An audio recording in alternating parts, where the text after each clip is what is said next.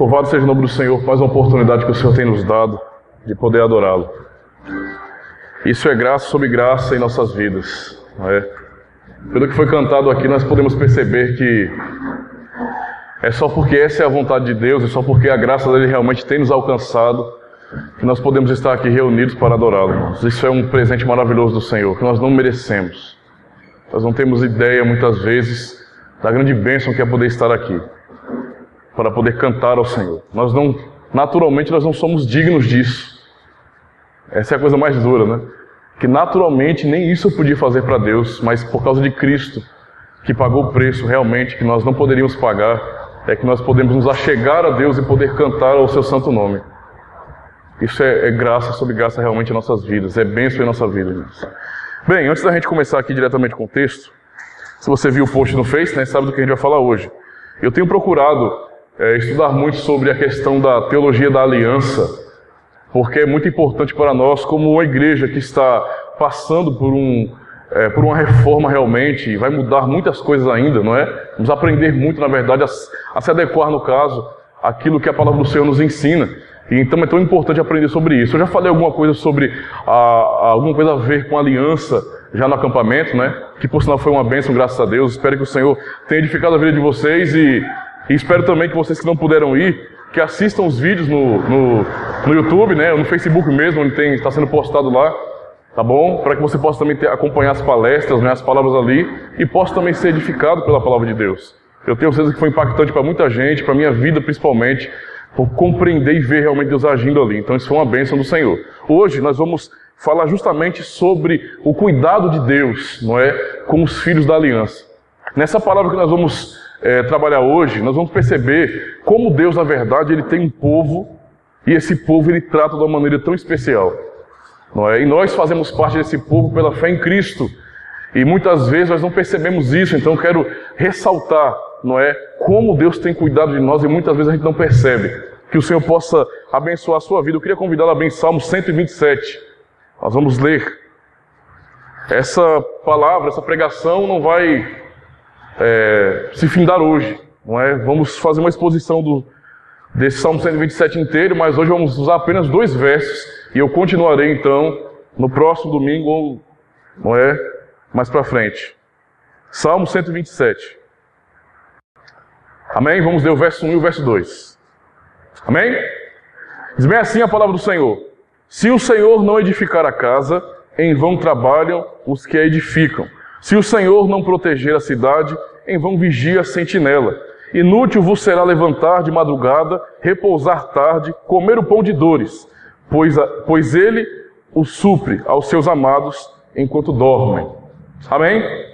Como eu falei, nós vamos continuar, não é, do verso 3 em outro culto. Vamos trabalhar primeiro aqui nesses 2 versos, para entendermos, começarmos a entender as bênçãos, na verdade, da aliança. Tá certo? Vamos começar a compreender essa questão. Uma coisa importante é que você ficasse bem atento. Deixa a Bíblia aberta aí no Salmo 127. Nós vamos ler mais vezes para estar aprendendo realmente, tá bom? Deixa aberto aí. Mas vamos começar a entender uma questão muito importante aqui. Esses salmos, não é? Eles, na verdade, fazem parte de 15 salmos, certo? Que são direcionados, na verdade, não é, a confiança em Deus, ao que Deus faz, a confiarmos realmente no poder de Deus, não é? Nunca colocando ou atribuindo qualquer coisa ao homem, mas sempre a Deus. É como se fosse um saltério dentro de um saltério, entende? São salmos que são chamados aqui, em algumas traduções, como salmos ou cânticos de degraus. Entende a questão? Cânticos de peregrinação ou romaria. Tem várias traduções que o pessoal acaba usando alguns nomes diferentes. A ideia é da peregrinação. E qual é a lógica aqui? É que o povo de Deus no passado usava esses salmos, não é, em cânticos quando eles se direcionavam a Jerusalém. E a ideia aqui é que esses salmos, eles fazem parte desse conjunto que são cânticos dos repatriados. Ou seja, eles começaram a cantar isso, de fato, quando Deus libertou o povo do cativeiro babilônico.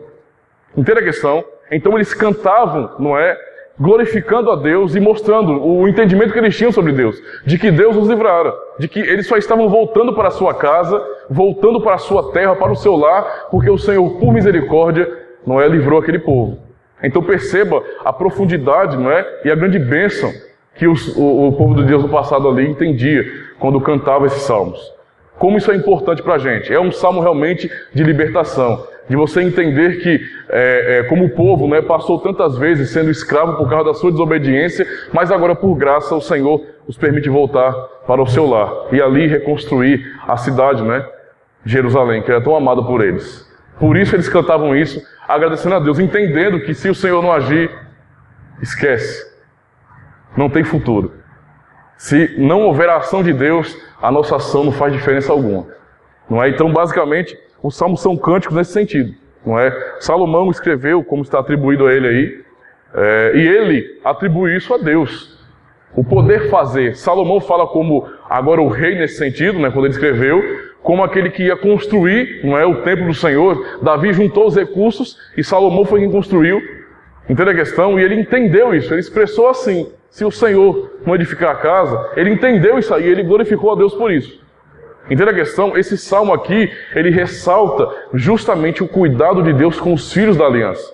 Como Deus cuida do seu povo. Às vezes nós entendemos que Deus parece que está apático com a nossa situação, não está se importando, mas a grande verdade é que Ele cuida de nós.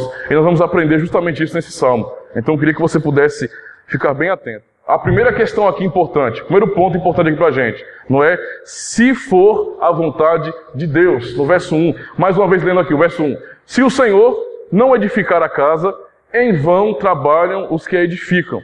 Mais uma vez o se. Se o Senhor não proteger a cidade, em vão vigia a sentinela. Perceba que esses dois sis aí, não é? Nessas duas estrofes aqui, eles são gritantes.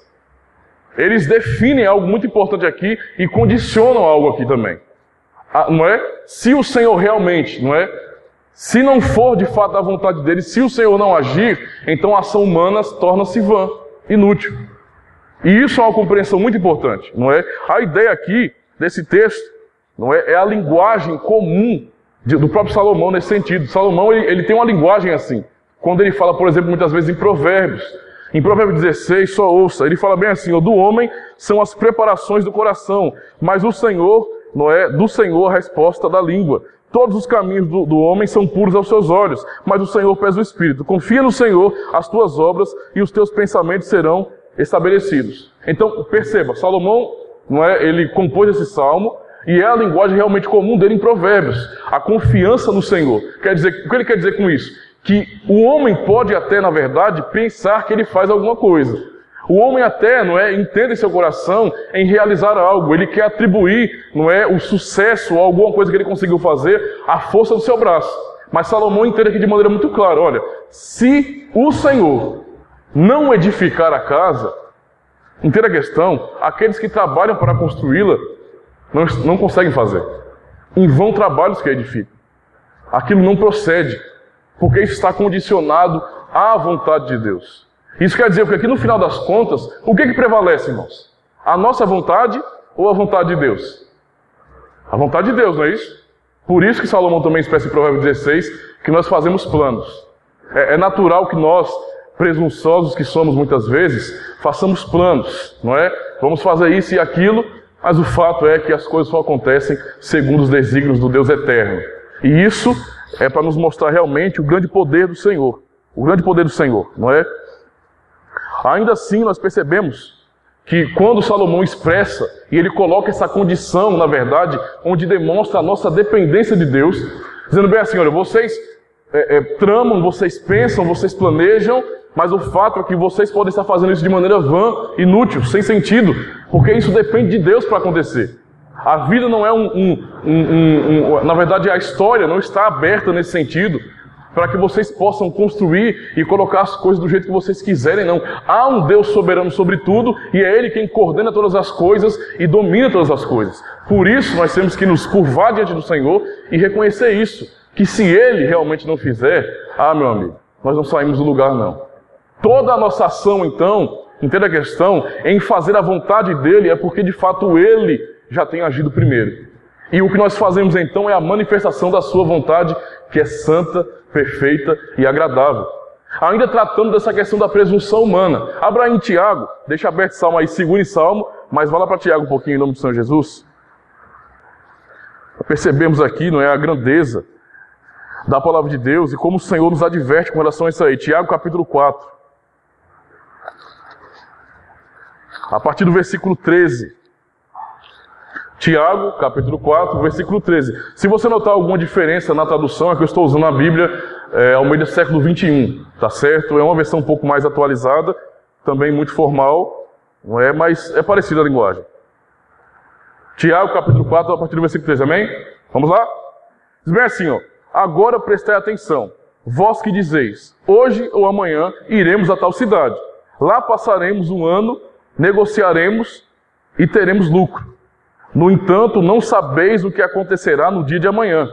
O que é a vossa vida? Sois como uma névoa que aparece por um pouco de tempo e logo se dissipa. Em vez disso, deveis dizer, se o Senhor quiser, viveremos e faremos isto ou aquilo, não é? Mas vos orgulhais da vossa arrogância. Todo orgulho como esse é maligno. Veja o que o texto diz para a gente aqui, viu?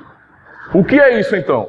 Esse salmo, ele é para distinguir aquele que é da aliança com Deus, os filhos da aliança, dos ímpios. E aqui, Salomão, ele começa logo a quebrar a presunção das pessoas. Porque nós temos aquela sensação de liberdade total, que eu faço o que eu quero. Entende a questão? Que por causa das minhas ações, o futuro vai ser alterado. E que eu construo alguma coisa de fato. Entende a questão? E nós temos essa presunção natural, é da nossa natureza mesmo, achar que nós temos o controle do universo. É isso que o ser humano natural pensa, é isso que nós muitas vezes pensamos, eu tenho o controle do universo, então se eu quiser isso, vai ser assim e ponto. Tiago, ele quebra essa presunção. Entende a questão? Vocês que dizem, amanhã nós iremos a tal cidade, nós vamos ali trabalhar, vamos juntar dinheiro, vamos contratar pessoas, ter lucro. Não é assim que funciona. Antes nós devemos dizer com sabedoria, irmãos. Se o Senhor quiser, nós faremos isso ou aquilo. E ele fala algo mais aqui, não é? Ele diz que esse orgulho, essa presunção, é o quê? Maligno. Isso não é de Deus.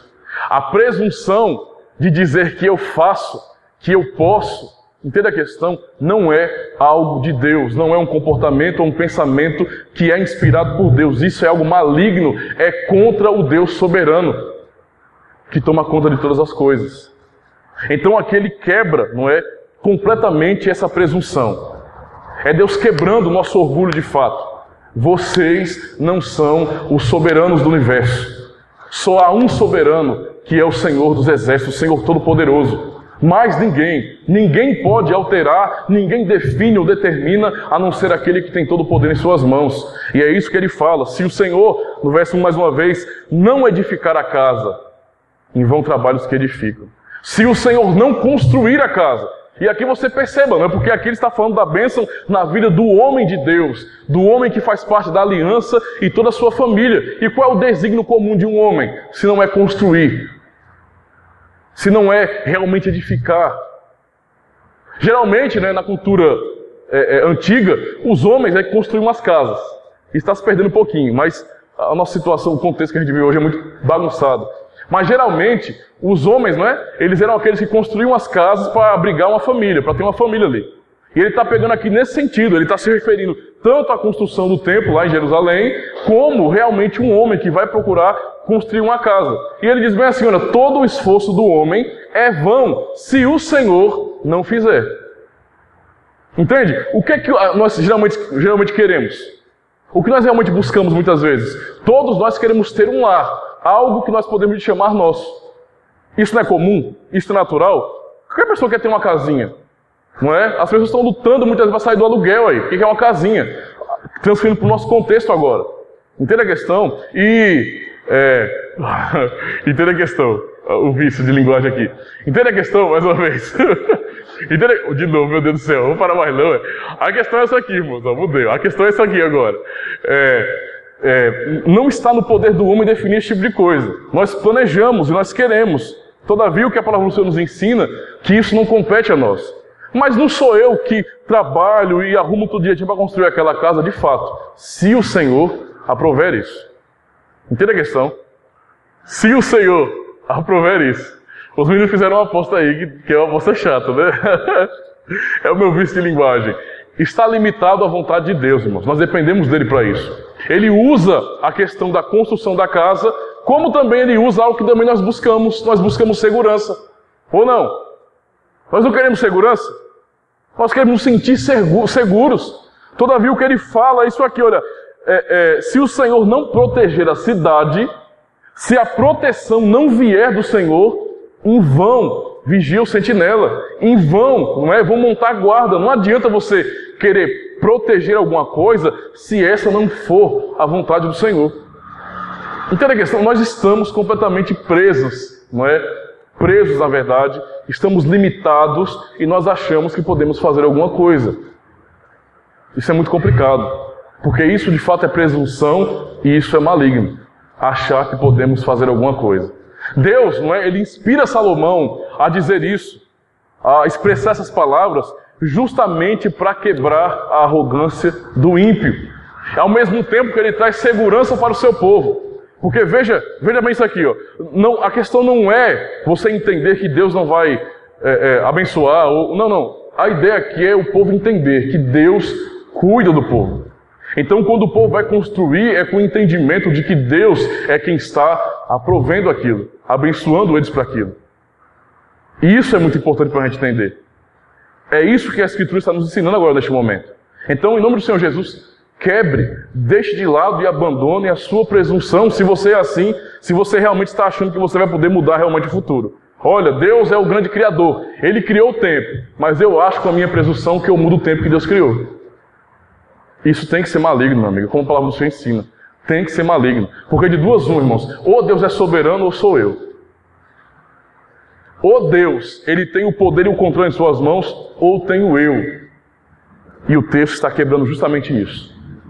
Então não seja presunçoso, não confie na força do seu braço, não presuma nunca em sua vida que você pode. Pare de ficar agindo e fazendo planos, dizendo e determinando até, como evangélicos fazem hoje, né? Eu determino em nome de Jesus, determinando como se nós realmente tivéssemos poder para fazer alguma coisa. Há um monte de pessoas aí que estão cegas e que dizem o tempo todo, eu determino isso, eu determino aquilo, vai acontecer porque eu quero. Está errado.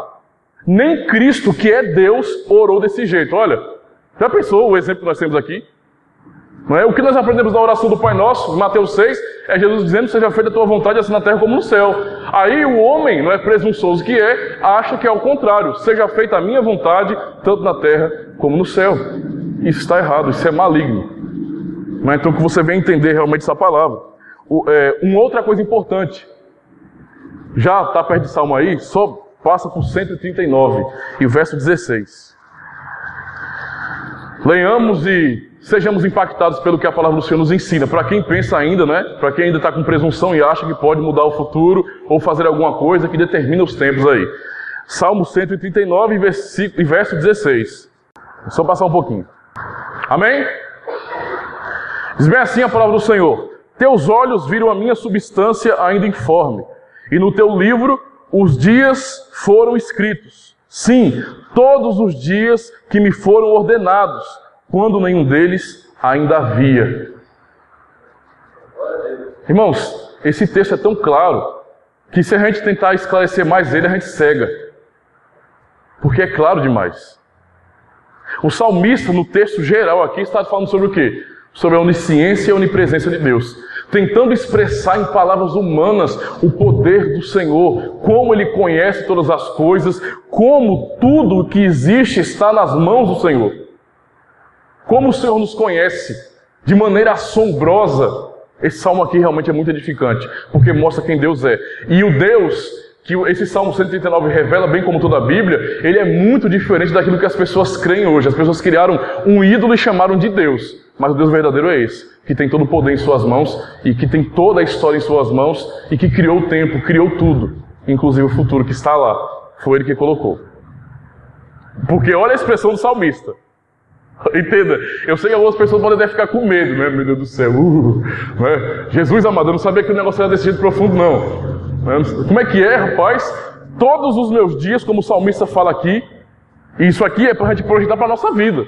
Que a ideia aqui não é só o salmista, ele está expressando a soberania de Deus em saber todas as coisas. Ele diz bem assim, todos os meus dias foram ordenados, sem que nenhum deles ainda existisse, ainda houvesse. Ou seja, muito antes, não depende do que nós vemos aqui. Isso aqui é apenas a manifestação da vontade de Deus. Deus tem todo o poder e Ele determinou. Isso quer dizer o quê?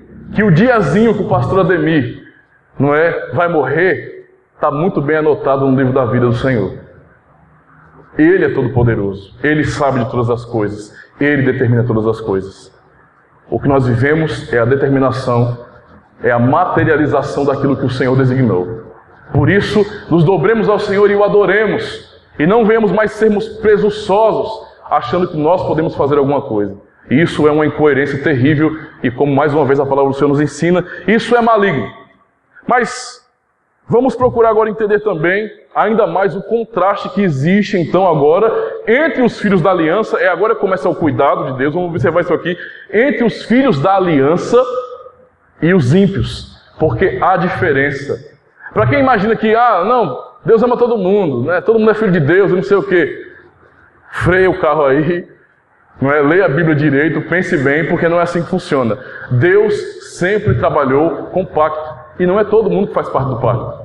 Tanto é que o povo do pacto tem preceitos, tem rudimentos, tem mandamentos para seguir, porque o Senhor determinou para que esse povo que é dele, que está numa aliança com ele, seja diferente dos outros. Entendeu? Aí de repente vem aquela... Mas aí Deus está fazendo acepção de pessoas, pastor. Eu não aceito um Deus assim. Eu não aceito um Deus que faz acepção de pessoas. Eu não aceito um Deus... Já pensou o pensamento? Como é que é? Você não aceita o Deus... Então você vai ter que inventar uma Bíblia para você. Porque essa aqui já está bem reveladinha, escrita aí, imprimida. Entende a questão? Deus faz assim. E isso não é acepção de pessoas, coisa nenhuma. Quando a Bíblia fala sobre isso, para a gente perceber a distinção entre quem é de Deus e quem não é, está se falando que Deus ele não faz acepção de pessoas no sentido de classe. Então, Deus tem povos, tem povo dele em todo mundo, espalhado por todo mundo. Na última tribo da África, ou um grupo de nômades, não sei aonde, Deus tem povo dele lá, e é por isso que a igreja evangeliza. É por isso que a igreja prega, é por isso que há missionários. É por causa disso, porque Deus tem povo em todos os lugares. Assim, Deus ama o mundo de maneira muito clara, porque todo mundo de fato é amado por Deus dessa forma. Não está se falando de cada indivíduo, porque Deus tem pacto específico com pessoas. E aqui nós vemos isso de maneira muito clara, não é? A primeira coisa, vamos ler o verso 2, para a gente começar a perceber aqui de novo. Mais uma vez. Inútil vos será levantar de madrugada, repousar tarde, comer o pão de dores, pois ele o supre. A quem? Aos seus amados, enquanto dormem. Vamos perceber aqui a distinção, então, não é do povo de Deus, daqueles que têm, de fato, aliança com Deus, daqueles que não têm. Aqui, mais uma vez, Deus faz o quê? Deus esmaga o orgulho do ímpio. Esmaga. Sabe por que ele faz isso aí? Porque ele diz bem assim, e isso aqui é se referindo ao homem presunçoso, inútil. Ele chama de inútil o esforço do ímpio em buscar bens. Inútil. É inútil você levantar de madrugada. Olha o que o texto está dizendo aqui, viu? Inútil você será levantar de madrugada. Não é a frase do seu Madruga, né? Deus ajuda quem cedo madruga. Ele é o seu Madruga mesmo, mas madruga mesmo o tempo todo. Não é? Então, eu vou levantar de madrugada, vou dormir tarde, vou me tornar escravo do trabalho, tudo na busca do meu bem maior, que é as coisas materiais. Então, o cara se acaba de tanto trabalhar. Fica só o bagaço, só o taio, né? De tanto trabalhar, ele não tem nada. Ele pensa que tem. E entenda, o ímpio ele vai, ele trabalha, ele luta, ele busca a vida toda nessa ganância de pisar nos outros, não é, para poder subir na vida e buscar. A gente percebe que claramente o trabalho para o ímpio não passa de uma idolatria.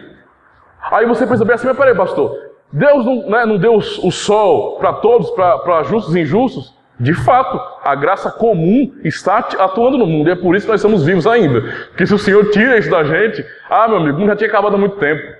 É a graça do Senhor ainda agindo e retendo a maldade do nosso coração, do coração da humanidade. Mas você para bem assim, mas pastor, eu vejo um ímpio prosperando. Um ímpio prospera, o ímpio chega lá e consegue... Olha, irmão, nem que o ímpio esteja nadando nas moedas, que nem o tio Patinhas. Nem que ele esteja assim, ele tem aquilo que ele busca. Sabe por quê? Porque todo ser humano busca transcendência. Todo ser humano faz o que faz em busca daquilo que é além. Porque isso aqui, qualquer ser humano percebe que isso aqui é uma vida medíocre e passageira. Ainda que ele tente aproveitar a sua vida de maneira vã nesse sentido, tentando acumular tesouro em seu celeiro, sabe? E acumular realmente alguma coisa, ainda assim ele nunca encontra aquilo que somente os filhos de Deus têm, a paz tão esperada. Isso é impossível para eles. Eles estão buscando construir suas vidas, muito bem, não é do jeito que eles querem, não vai acontecer. Eles estão buscando segurança, o mundo aí gira em torno, não é? Da segurança, aí todo mundo quer segurança, todo mundo quer paz, e não se encontra isso no mundo, por que será? O homem busca isso, irmãos, a fim de alcançar aquilo que é além, e jamais alcançará. Jamais alcançará. Na versão ainda da Bíblia King James, não é? Olha como o texto está expressado. Ele diz bem assim: os obstinados, o mesmo verso 2, mas aqui é uma outra tradução, não é? Os obstinados que retardam o seu sono até alta noite, acordam antes de amanhecer e idolatram o trabalho. Não alcançarão os bens que o Eterno concede aos que o amam, mesmo quando estes estão dormindo. Nós temos privilégios insondáveis que o Senhor nos dá. Nós somos realmente abençoados. Deus nos protege, Deus nos guarda. Quando você olhar e quiser entender realmente o que é aliança, olhe para a história do povo de Israel, porque nós somos Israel. Não, nós não somos judeus, não. Não confunda. Senão daqui a pouco todo mundo com a barbona, aquela trancinha aqui, não, esqueça disso aí. Nós não somos judeus, nós somos o Israel de Deus. Deus fez uma aliança, e essa aliança com Abraão que ele fez, nos alcançou. De fato, Deus fez com que a semente de Abraão se multiplicasse como a areia da praia, como as estrelas do céu. E é por isso que nós estamos aqui. Porque nele, como o Senhor falou, em Gênesis 12, não é? Realmente, muitas famílias da terra foram benditas e nós fomos alcançados por causa disso. Então Deus tem uma aliança com o seu povo. Olhemos então para a aliança, como Deus cuidou do seu povo, irmãos. Observe. Ainda no Egito, não é, quando o povo estava escravo ali, Deus ainda, por misericórdia, cuidou do povo. Quando Deus liberta o povo, por misericórdia, para ser fiel à sua aliança, Ele envia Moisés ali, usa Moisés, usa Arão e tantos outros, tira o povo do Egito, os liberta, não só da chibatada nas costas, né, mas principalmente da idolatria que eles aprenderam no Egito.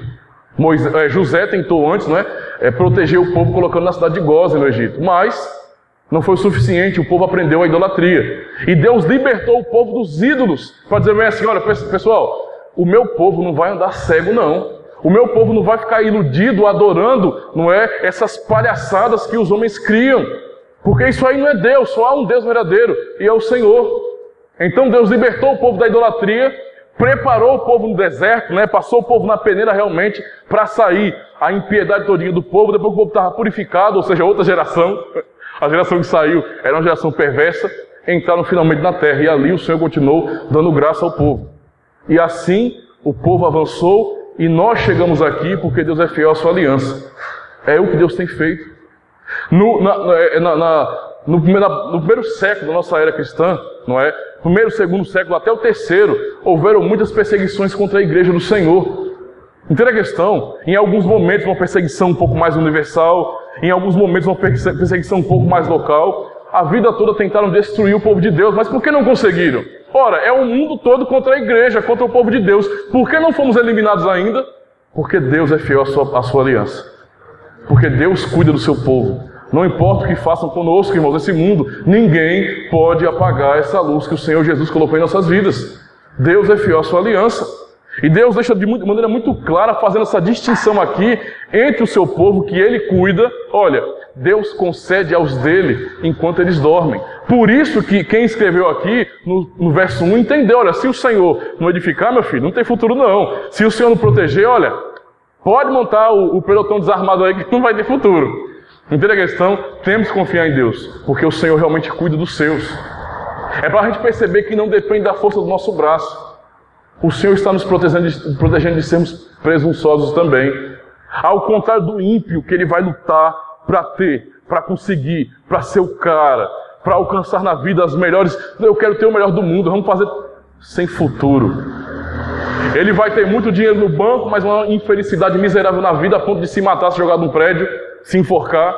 É o que o ímpio tem. Com muito dinheiro, filhos de ricos, eles não têm paz, irmãos, porque não são da aliança com Deus. Então os benefícios, as bênçãos da aliança, somente são para o seu povo. Porque Deus, de fato, cuida do seu povo de maneira muito especial. E, inclusive, Deus demonstra amor por nós, na sua repreensão, nos protegendo de nós mesmos, porque Ele conhece nosso coração. Ele sabe que se nós, quando estivermos passando por luta, muitas vezes vamos olhar para o lado, vamos ver a idolatria, a mentira, o engano, e vamos aderir àquilo. Muitas vezes Ele nos protege disso também, Ele nos pune para nos purificar e nos manter, para fazer realmente permanecer o remanescente. É isso que o Senhor tem feito. Não é assim com o ímpio. O ímpio, infelizmente, tem aí lutado a vida toda, para ser alguém. Qual é o objetivo do ímpio hoje? Qual é o objetivo da pessoa presunçosa? Ser alguém, dinheiro, É ser o cara, é ser aquele que tem todas as posses, o cara que tem o poder, aquisitivo para dizer bem assim, eu quero aquilo. Me traga uma bebida, um vinho de 10 anos que custa aí 12 mil reais. Eu quero ostentar. As mulheres comprando bolsas cebosas e falsificadas, mas para ostentar, como se aquele couro valesse tanto. Pagam 12 mil conto, 20 mil conto numa bolsa, roupas de grife. Nós queremos mostrar o que nós temos. É isso que o ímpio busca, mas quando ele vai para sua casa e bota a cabecinha no seu travesseiro, ele não tem paz. Sabe por quê? Ele não tem promessa sobre o dia de amanhã. Não tem. Não tem. E você não sabe como é terrível, não tem ideia do que vai acontecer amanhã. Nós não sabemos literalmente os detalhes do que vai acontecer amanhã, mas sabemos de uma coisa: nosso Deus não fez promessa, e Ele é fiel a essa promessa. Eu posso não saber o que vai acontecer amanhã exatamente, mas eu sei o meu fim, porque Deus é fiel. Não é uma bênção que o ímpio tem. E como isso é perturbador, meu amigo. Como perturba o cara não tem ideia do que vai acontecer. Você tem medo daquilo que você não conhece. É assim que é a vida do ímpio. Mas, vamos fingir que temos paz, botar uma camisa com paz aqui e sair na praia de Copacabana, paz, não sabe de paz coisa nenhuma, rapaz. Sabe de nada não. Somente Deus proporciona isso para os seus filhos. A paz que excede todo o entendimento que aprendemos no Novo Testamento, em Filipenses, por exemplo, é o que nós temos em Cristo Jesus, E isso é uma bênção. Já puxa para cá logo. Puxa para cá logo um copinho d'água para mim rapidinho. Beleza. Vamos lá, irmão. Vamos continuar aqui. Valeu. Eu disse que é glória por causa disso aí. Vamos lá. Continuando. A verdade, porque os ímpios, ou seja, os que não pertencem a Deus, porque não são da aliança, eles perseguem o seu ídolo, que é o esforço pelo trabalho, aplicando princípios que encontramos, por exemplo, vamos tentar entender esse esforço idólatra do ímpio, por alcançar algo. Nós temos exemplos em Romanos, não precisa abrir não, porque isso não vai demorar muito, porque é muito texto, mas Romanos 1, do 20 ao 24, Paulo ele coloca ali a situação da humanidade de maneira muito clara, deixando assim, olha o que Paulo fala lá, que Deus entregou, os ímpios, os perversos aos seus próprios desejos carnais, as suas paixões. Deus entregou, é como se o pecado exacerbado fosse a punição de Deus pelo pecado que eles já querem. Vocês não querem pecar? Vocês não querem buscar esses ídolos que vocês criaram em suas imaginações aí? Então vão lá, se acabem, busquem mesmo. Isso é ira de Deus sobre vocês. Deus abandonou eles a fazer todo tipo de coisa perversa, porque eles não creem em Deus. Porque eles olham para a criação, para a natureza, e eles não dão glória a Deus. Eles estão cegos. Eles estão exatamente cegos. Quando nós olhamos para a criação, quando nós olhamos para as simples coisas da vida, para um filho que nasce, para a comunhão da igreja, nós podemos ver Deus nisso e glorificamos a Ele por isso e atribuímos glória a Ele. O ímpio, quando olha para isso, isso foi o acaso. Isso foi o acaso. Isso foi eu que construí, foi o homem que construiu. O ímpio não consegue glorificar a Deus, ele tem um defeito, que é o pecado.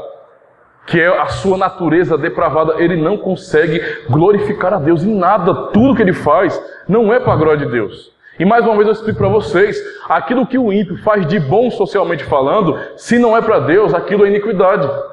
Então não adianta, o ímpio não vai conseguir glorificar a Deus. Em Romanos 8, por exemplo, né, se você ler os 8 primeiros versículos, você vai perceber o seguinte, que deixa muito claro, Paulo deixa muito claro ali, que aquele que não tem o Espírito Santo, que o Espírito Santo não habita nele, ele não pode agradar a Deus. Ele não pode. É impossível para o homem natural agradar a Deus, porque ele não tem fé que vem de Deus, que é dom de Deus. E o que nós aprendemos em Hebreus 6, por exemplo, que sem fé é impossível agradar a Deus. Hebreus capítulo 11, verso 6, no caso. É impossível agradar a Deus. Então tudo que o ímpio faz, de fato, é iniquidade. E então ele se entrega a essa cegueira espiritual, nessa busca, não é? Nessa idolatria da busca pelo esforço, por ter, e nunca alcança aquilo que tem e direciona o seu coração, a sua crença, sempre para o lado errado.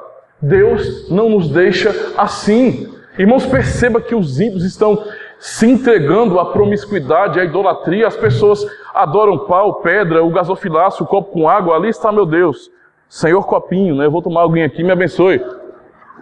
Entende a questão? Não. O ímpio faz isso. E quando o ímpio não materializa alguma coisa, ele faz isso com o seu próprio coração, né? O coração está podre, cheio de ídolo. A gente consegue se adorar, a gente se olha na frente do espelho, esse cara aí é bonito, essa mina aí, ó, e tá falando com ela mesma, né, na frente do espelho. Né? E se ama, e é apaixonado por si. Isso é idolatria. E todo mundo busca, né? O que importa é a imagem. Trabalho na imagem, a imagem é o que importa. Isso é idolatria. Entende a questão? E o ímpio vive dessa forma. Cego. Eu quero que você me responda com sinceridade. Com sinceridade. Está ali o vaso. Plantas artificiais. Nem vida tem aquilo. Você me acharia com o juízo certo se você me visse deitado ou dobrado de joelho na frente daquele vaso, dizendo para o vaso, Deus vaso, me salva. Deus vaso, tem misericórdia de mim, Deus vaso. Ô Deus vaso, você me chamaria de quê? Louco. Pois os ímpios estão desse jeito. É isso que o ímpio faz. Porém Deus, Ele não deixa o seu povo assim. O homem precisa, o homem tem o dever, irmãos. O homem, o ser humano, ele tem o dever de adorar a Deus. Mas o ímpio não consegue fazer isso. Deus preserva os seus filhos e os leva à adoração verdadeira. Quando Deus se revela, se mantendo fiel à sua aliança, então aos filhos da aliança, não é? Ele não deixa esses confundidos. De maneira alguma o Senhor deixa os seus filhos às cegas, não é? Muito pelo contrário. Sabe o que o Senhor faz? Ele faz aquilo que está escrito, registrado em Romanos 10 e 11, não precisa abrir, não é? Romanos 10, depois você confere. Romanos 10 e 11 diz bem assim, ó, portanto a Escritura diz, não é? Como está escrito. Todo aquele que nele crê não será confundido. Não será confundido. Enquanto o ímpio adora os ídolos que ele produz, nós podemos adorar o Deus verdadeiro, irmãos. Isso é um santo privilégio. Deus não nos deixa fazer papel de tolos. Nós chamaríamos de louco, o Senhor nos protege disso. Ele nos deixa numa situação e nos ama de tal forma, com a fidelidade que Ele tem, a sua aliança conosco, que Ele se revela a nós por Sua palavra, nos ensinando, nos orientando, nos guiando, para que nós venhamos o adorar. O Senhor nos dá todos os conceitos, as prescrições, para que nós o adoremos. E isso nos dá satisfação real. Só podemos encontrar satisfação em Deus. Por isso que a luta do ímpio é vã, é inútil. Entende a questão? Então o ímpio pode, né? Tentar, mas vai ser inútil o seu trabalho. Aquilo que ele busca, não é, com tanto esforço e falta se matar para aquilo, Deus concede aos seus amados enquanto eles dormem. Enquanto eles estão lá repousando, o Senhor Deus, que é fiel à sua aliança, tem cuidado de nós, tem provido sem que nós percebamos isso muitas vezes. Você olhar para o povo de Israel muitas vezes andando 40 anos no deserto, será que em algum momento eles não se perguntavam, rapaz, estou notando que eu já estou 40 anos aqui no deserto, e por que minha sandália não acaba aí? Por que as roupas não ficam gastas? A gente não tem nenhum armazém de comida, mas não falta comida para a gente. Eles foram arrogantes, presunçosos, e não adoraram a Deus por isso foram todos destruídos no deserto. Mas nós podemos ver a providência do Senhor sobre a vida dos seus. quando Ele tem cuidado. Eu posso testemunhar disso na minha vida, eu sei que você também pode. Se você for fazer um check-up, um pente fino na sua vida, você vai perceber que Deus, Ele fez coisas que você não percebeu, mas que tem mantido você até aqui. Seja você, não é, estando num desespero, muitas vezes o Senhor abrindo uma porta de emprego para você. O Senhor cuidando, você imagina bem assim, eita, amanhã, não é, vamos comer vento. Não é vento, um sanduíche de vento com nada. E vai ser uma delícia. E como pensar que não, amanhã as coisas acontecem. Eu não estou falando isso para você dizer bem assim, eita, agora nós vamos fazer mais nada, nós vamos trabalhar mais não. Já que Deus supre, então a partir de hoje ninguém da igreja trabalha mais. Vamos tudo ficar em casa orando. Então a gente ora de manhã para o café chegar, ora 11h30 para meio-dia, não é, o almoço chegar. E ora às 17h30 para que às 18 horas, não é, tenhamos um jantar maravilhoso. Não, trabalhe. Não é? Isso é bênção do Senhor. Isso é providência dele também. Se você tem o seu empreguinho, glorifica a Deus, porque foi Ele que abriu essa porta. Se você não tem, mas o seu sapato não tem se gastado, e Deus tem suprido, é Deus, glorifica Ele. Ele nos direciona para a glória do seu nome. Isso é uma bênção, irmãos, uma bênção do Senhor Jesus. Ainda na King James, esse mesmo texto de Romanos 10:11, diz bem assim, todo aquele que nele crê jamais será decepcionado. Nós, em Deus, não temos possibilidade de decepção. Sabe qual é a frustração do ímpio? É imaginar que ele vai fazer amanhã e amanhã ele vê os seus planos frustrados. Aquilo que o Senhor nos prometeu. Ah, meu amigo, Ele é fiel para cumprir. E eu sei de uma coisa. A questão aqui é o nome dEle ser glorificado. Por isso eu posso confiar nele. Perceba a grande bênção que nós, como filhos da aliança de Deus, como sendo dele, povo separado, povo santo, eleitos do Senhor, não é? Somos tão poderosamente abençoados e cuidados por Ele. Isso é uma bênção do Senhor, não é? Prosseguindo ainda, agora sim, vamos tentar observar essa questão desse cuidado. Esse é o Salmo, como eu falei, da romagem. Então, entendendo esse contexto do Salmo, nós temos que aprender uma lição aqui importante. Que assim como o povo no passado cantava esse Salmo lembrando do quê? De que Deus libertou o povo da escravidão, da idolatria, de que o Senhor abençoou o povo e os levou de volta ao seu lar. Como o povo no deserto que caminhava ali, como todo o povo de Deus na história da salvação vem caminhando à busca da terra prometida, assim também nós caminhamos hoje, irmãos. Assim também nós estamos em romaria, estamos num cântico de subida, estamos andando em direção à vontade de Deus, à eternidade. É isso que nós buscamos, é isso que nos mantém ainda de pé. Saber de fato que o Senhor nos libertou para Ele, nos separou para dizer bem assim, esse povo é meu, esse povo tem o meu nome sobre ele, porque eu tenho uma aliança fiel. E essa aliança é com Ele mesmo, não é? Deus tem de fato nos abençoado. A visão, não é, de quem cantava esse salmo era justamente essa. Deus, como o texto fala, foi Deus quem edificou a nossa casa. Foi Deus quem edificou a nossa vida. E hoje, naquele tempo, eles entenderam quando cantavam isso. Quando estavam indo, não é? Quando eles foram repatriados.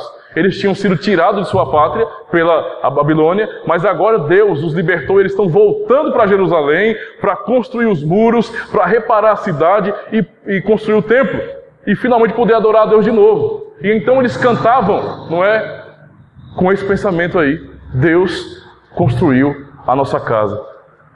Por isso que ele entendeu, se o Senhor não fizer isso, nós estamos perdidos. Confiemos no Senhor, quem faz essas coisas. Se o Senhor, vamos reconstruir o muro, não é? Vamos reconstruir o muro. Tem que restaurar o muro. O muro representa o quê? Proteção, defesa. Entende? O muro representa isso. Não é que o muro é perfeito para isso, não. Ele representa. Não pense que você tem um muro que vai resolver o problema, não. Mas o muro, ele demarca o território. Isso aqui pertence a alguém, então não cruze. Não pule esse muro. O muro representa isso. Eles entenderam que, olha, não adianta a gente montar sentinela se o Senhor não proteger a cidade. Então a nossa proteção e a edificação de nossas vidas não depende de nós, mas depende do Senhor, que tem provido, que tem cuidado. O Senhor nos ensina que a glória pertence a Ele nisso. Ele é o Deus fiel à aliança e cuida dos seus filhos. Em Juízes, por exemplo, no capítulo 7, olha o que o Senhor fala. Observe. E disse o Senhor a Gideão: muito é o povo que está contigo, para eu dar aos midianitas em sua mão, a fim de que Israel não se glorie contra mim, dizendo, a minha mão me livrou. Por que é que o Senhor provê para o seu povo? Por que é que o Senhor continua cuidando de nós e nós somos abençoados até quando nós não percebemos? Porque na verdade o Senhor está nos protegendo de outra coisa também. Está nos protegendo de sermos presunçosos, de sermos arrogantes, de pensarmos em algum momento que eu cheguei até aqui porque eu sou bom demais. Eu cheguei aqui porque eu sou desenrolado, cara, porque eu sou inteligente, porque eu leio isso, eu leio aquilo, eu li não sei quantos livros, porque eu leio todos os dias. Isso é a fonte do meu conhecimento. É por causa disso que eu posso pregar livremente, Deus me usa. Não é por causa dele, é por causa de mim. O Senhor nos está protegendo disso aí, irmãos. E esse exemplo aqui em Juízes é muito claro. O povo poderia, com a multidão que tinha, 31 mil homens, lutar tete a tete, não é? Nesse sentido, uma luta justa com os midianitas. Mas o que é que o Senhor fala para Gideão aqui? Gideão, o povo que está com você é numeroso demais para que eu entregue os midianitas na mão de vocês aí. Porque se vocês forem com esse povo todo, vai que vocês ganham. Ou eu mesmo abençoe vocês, vocês ganham, mas vocês vão pensar no quê? Não, nós ganhamos porque nós temos um número de soldados, não é? Bom, ótimo. Nós temos capacidade para isso. O nosso exército é magnífico. O que é que o Senhor faz? Manda essa galera... Primeiro, manda os covardes voltarem. Eu não quero covarde aqui. Tem que estar no exército cabra macho. Não é covarde velho não. Não é moleque não. Volta quem tiver com medo aí. Quem tiver com as perninhas tremendo, volta. Voltou um bocado. Não é? Aí, o que sobrar, leva para o rio. Não é? Você vai observar a prudência deles ali. Aqueles que descerem, como o texto lá em Juízes 7 vai estar falando para a gente, descerem até o rio para tomar água, não é? E forem que nem cachorros, abaixando a sua cabeça lá no rio, não é? Que nem um cachorro mesmo, botando a boca lá na água. Pode botar de um lado que isso aí não serve não. Separe aqueles para a batalha que pegarem, observando aqui, de olho, a água e levar até a boca. Esse cara é o prudente. Entende a questão? Quantos o exército ficou? 300. E nem eram espartanos, tá vendo? Entende a questão? E não precisava daqueles escudos e aquela formação militar, não. Eles só com buzina e um monte de coisa ali ganharam a batalha, porque o Senhor fez isso. O objetivo é o quê? Chega ao final na vitória, chega na vitória sabendo que foi Deus quem fez, que o Senhor foi quem realizou. E a glória não pertence ao homem. É para acabar com a nossa presunção de imaginar bem assim, estou aqui pela força do meu braço. Não, foi a mão do Senhor que nos livrou. Foi o poder do Altíssimo quem nos trouxe até aqui. Que a gente se curve em adoração ao Deus Todo-Poderoso. É isso que nós aprendemos do Senhor Jesus, do Senhor Deus, não é? Vamos lá, continuando. Ainda assim, para a gente ficar mais ainda ressaltado. Olha, peraí. Qual é a minha base de confiança na aliança que o Senhor tem comigo? É o nome dele. Eu queria convidar você a abrir a sua Bíblia em Ezequiel 36, por favor. Ezequiel 36. Vamos ler o versículo 22, 23 e o versículo 32. Olha que maravilha. 22, 23 e 32. Ezequiel 36. Antes de você ler, abre aí primeiro, segura e ouça que eu vou ler aqui primeiro. Ok? Para ficar mais dinâmico e não demorar tanto. Senão vai, volta e acaba demorando. Todos acharam?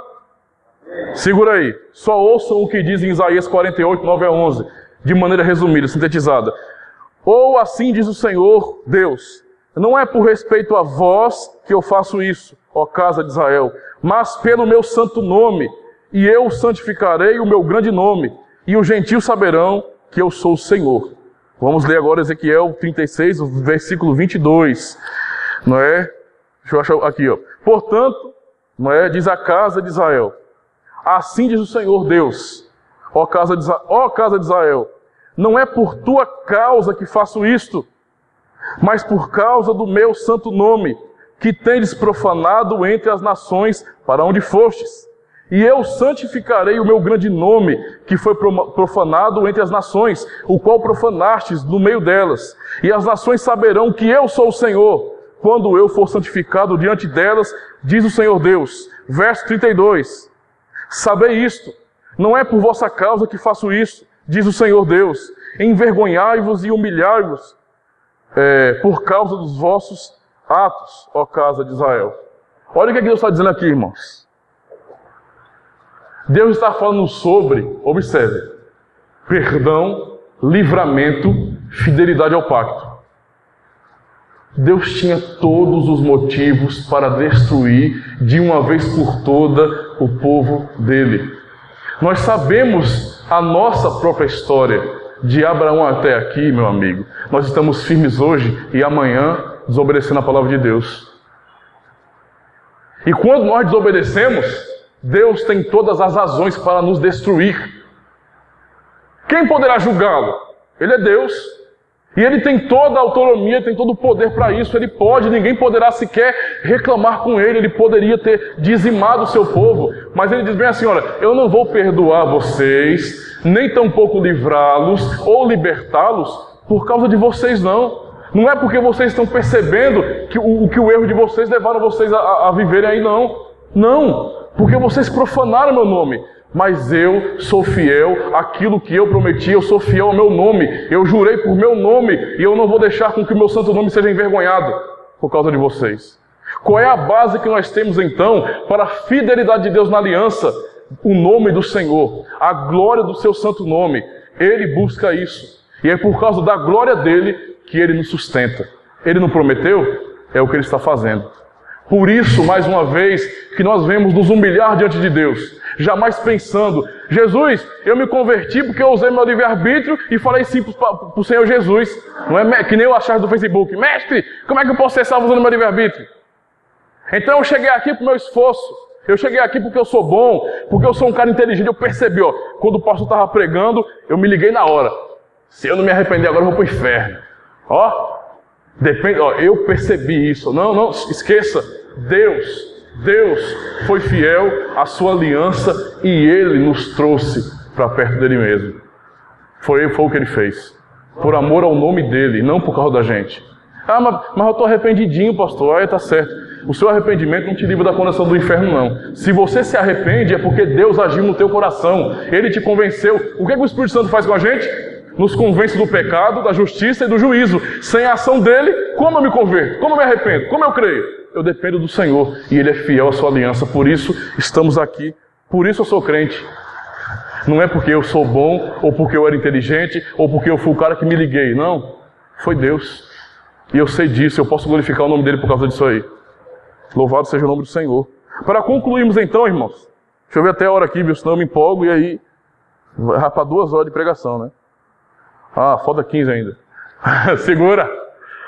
Tá cedo. Né? Tá cedo, não vai embora não, tem um chazinho ainda, né? Vamos lá. Mas vamos concluir aqui. E quando eu falo por conclusão, não quer dizer que você é rápido. Vamos lá. É mais um pedação. Né? Vamos lá. Olhe para a aliança então, irmãos. Depois que você aprendeu tudo isso, depois que você percebeu essa grande bênção do Senhor, não é? E os privilégios que o Senhor concede aos seus filhos, eu quero que vocês percebam isso. Há diferença muito grande entre aquele que serve e aquele que não serve a Deus, não é? Entre aquele que está na direita e aquele que está na esquerda, sem referências maiores aí, tá certo? É só para, tá bom? Para ninguém falar que eu estou dizendo que o cara que é da direita, politicamente falando, é o crente, não confunda as coisas não. Entende a questão? Há diferença entre aquele que serve e aquele que não serve a Deus. E nós temos que deixar isso gravado, para que eu e você não venhamos mais agirmos como se a gente fosse abandonado por Deus. Eu estou aqui no mundo, largado, o Senhor não olha para mim. Olha, e é por isso que você está aqui. Olha, sim, Senhor, e é o cuidado dele que tem te levado adiante. Por isso nós temos que entender isso aí. O Senhor cuida de nós, o Senhor zela para o seu povo. Nós somos filhos dele. Deus, não é? Em Cristo nos reconciliou consigo mesmo, tal como está em 2 Coríntios 5,17. O Senhor em Cristo nos reconciliou com Ele mesmo, renovando e fixando de uma vez por todas, eternamente, a aliança feita com o Cordeiro que foi morto desde antes da fundação do mundo. Isso é uma bênção do Senhor, irmãos. Isso é uma bênção. Concluindo então aqui, nós devemos olhar para a aliança que Deus fez com Cristo. Lembra daquilo que nós falamos no acampamento sobre a aliança das obras? A aliança da graça? Adão caiu, Adão vacilou, não conseguiu se manter puro e obedecer à palavra de Deus. morreu por causa disso. Qual era a lógica de Adão? Obedeça e viva. Adão não obedeceu, morremos nós nele. Mas agora a aliança da graça consiste em que Jesus obedeceu e, sendo fiel, teve que ser morto. Ele teve que obedecer e ser morto por isso. Para que agora nele, enxertados nele, colocados nele, pudéssemos ter esperança eterna. É por isso que quando nós olhamos essa questão de aliança, devemos olhar para Cristo. Porque o papel dele é de sumo sacerdote agora, ele está diante do Pai, à destra do Pai, como Filipe viu quando foi apedrejado. Estevão, aliás, estou matando Filipe, me perdoe, Filipe, perdoa aí. Não é Estevão, quando foi apedrejado, olhou para o céu, né? Viu a glória de Deus e o Filho do Homem assentado à direita do Pai.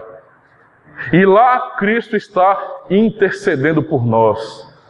Quer saber por que eu perseverarei até o fim? Não é porque eu sou bom demais ou porque eu sou o cara desenrolado, não esquece. Se o Senhor fosse deixar eu estava acabado. Estava ferradinho da Silva, eu ia para o inferno mesmo. Mas é porque Cristo, que é o meu sumo sacerdote, é Deus, o nosso representante como humano lá no céu, está intercedendo por nós todos os dias. Esse é o seu ofício, até a consumação dos séculos. Nossa segurança está em Cristo, por isso ore para a aliança que Deus fez em Cristo para salvar a tua vida. E é isso que é a sua segurança. Não é Deus, não é homem para que minta, irmãos.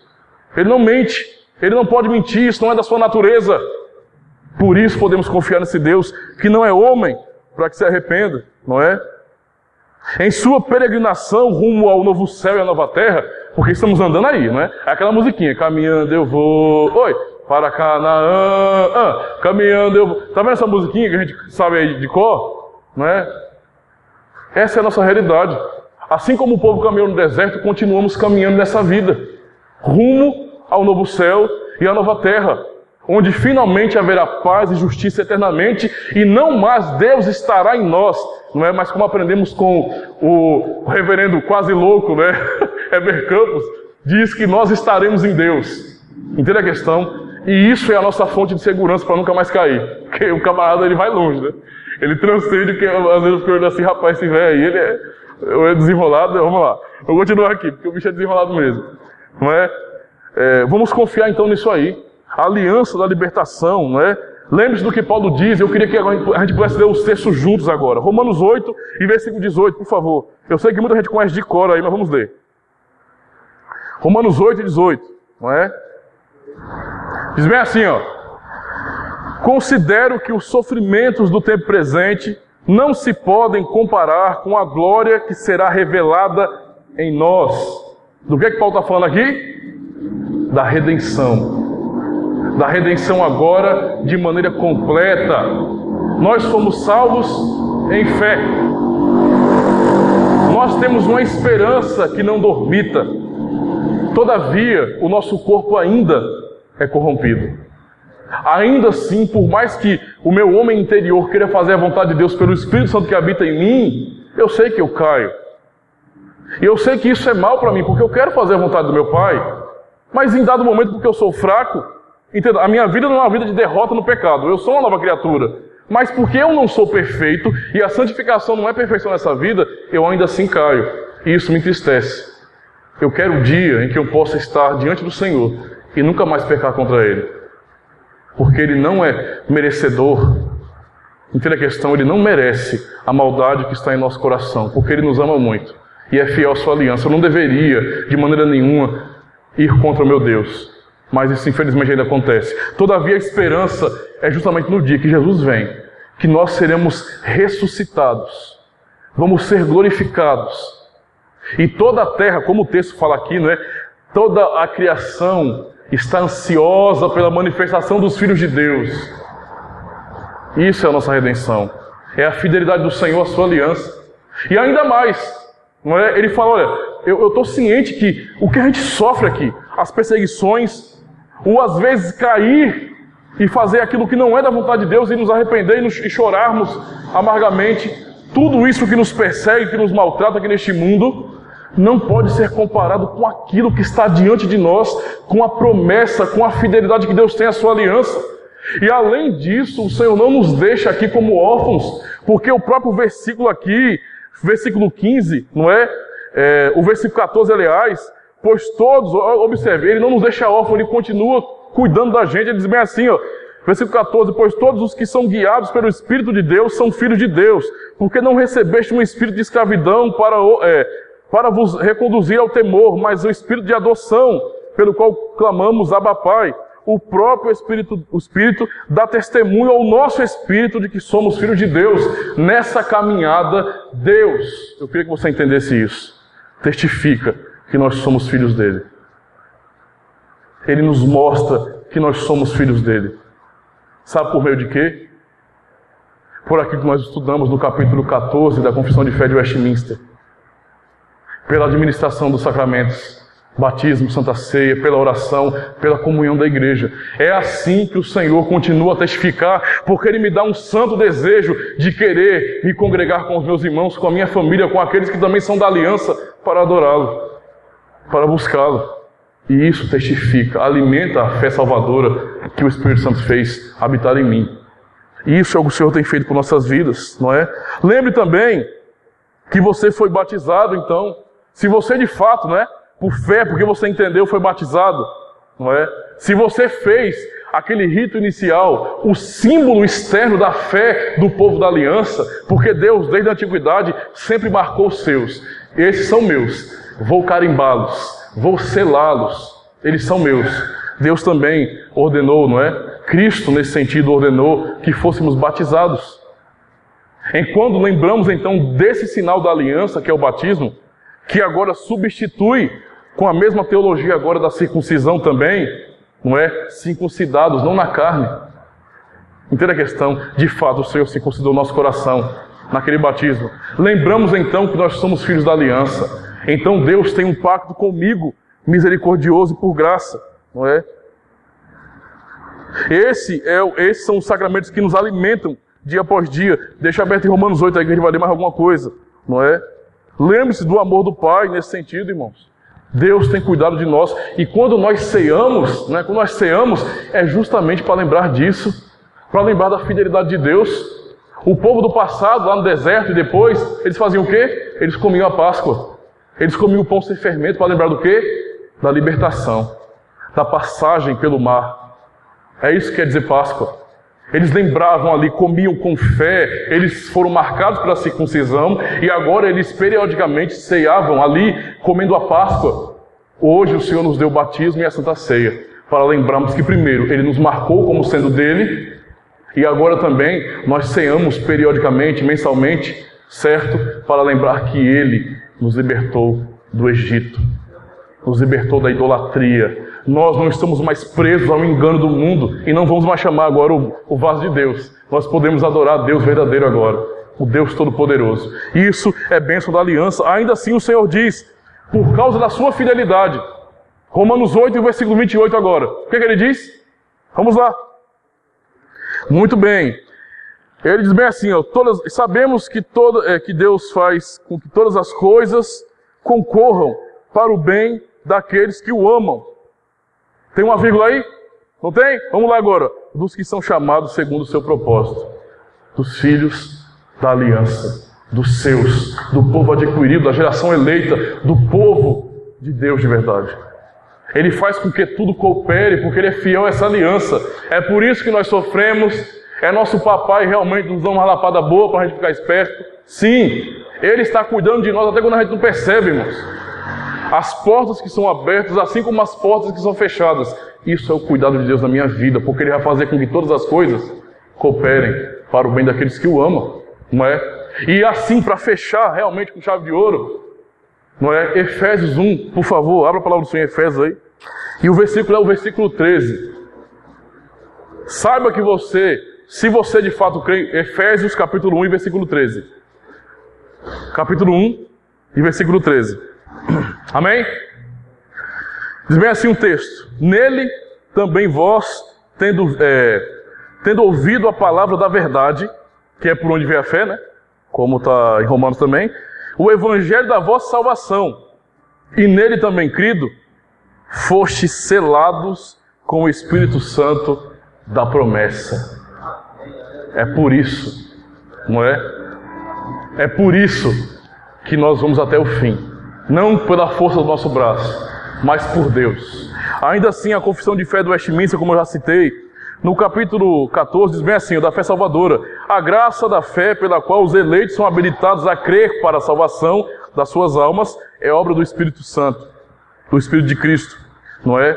Que faz nos corações deles, e é ordinariamente operada pelo ministério da palavra, pela pregação da palavra, por esse ministério, não é? Bem como pela administração dos sacramentos e pela oração, ela é aumentada e fortalecida, não é? Ainda assim, no Catecismo de Heidelberg, a pergunta 66, que são os sacramentos? Resposta: são visíveis e santos sinais e selos. Deus os instituiu para nos fazer compreender melhor e para garantir a promessa do Evangelho pelo uso deles. Então é praticando aquilo que o Senhor nos ordenou na igreja que nós somos renovados e fortalecidos, lembrando do pacto que o Senhor tem com seus filhos. Nós somos abençoados do Senhor, irmãos. Não se veja como alguém derrotado ou como o pior do mundo, não. Não se veja como alguém que não tem valor. Deus tem você como filho dele, e ele selou esse pacto em Cristo, um pacto imutável. O preço que Jesus pagou foi para quitar a sua vida, não foi para dar uma oportunidade de salvação, não, foi para quitar a sua vida, de forma que, se você crê em Jesus, como o texto que nós lemos por último aqui, você é selado pelo Espírito Santo. Então confie nessa promessa. Deus tem cuidado de nós. Amém? Vamos orar ao Senhor e agradecer ao Senhor pela palavra dele. Senhor Deus, eu te agradeço, Senhor, por essa palavra maravilhosa. Deus, muito obrigado, Jesus. Nos ajuda a entendermos isso, nos ajuda a entendermos, Pai amado, como o Senhor tem cuidado de nós. De fato, há um zelo santo por nossas vidas, não porque nós merecemos, não porque nós somos bons, nós sabemos que nós somos pecadores, Senhor, mas ainda assim, pela Tua fidelidade, nós permanecemos aqui, Senhor, e é a Tua fidelidade que nos leva além, Senhor. Além, muito além do que nós podemos imaginar. Por isso eu te agradeço, por cada um daqueles que de fato creem em Jesus Cristo. Deus, que acima de tudo o Senhor também venha tocar em nosso coração e no coração daqueles que ainda não creem em Teu santo nome. Que de fato a Tua palavra venha fazer a diferença no coração de cada um de nós, Senhor. Fortalece-nos na Tua palavra, Senhor, em nome do Senhor Jesus. Amém, Senhor Jesus.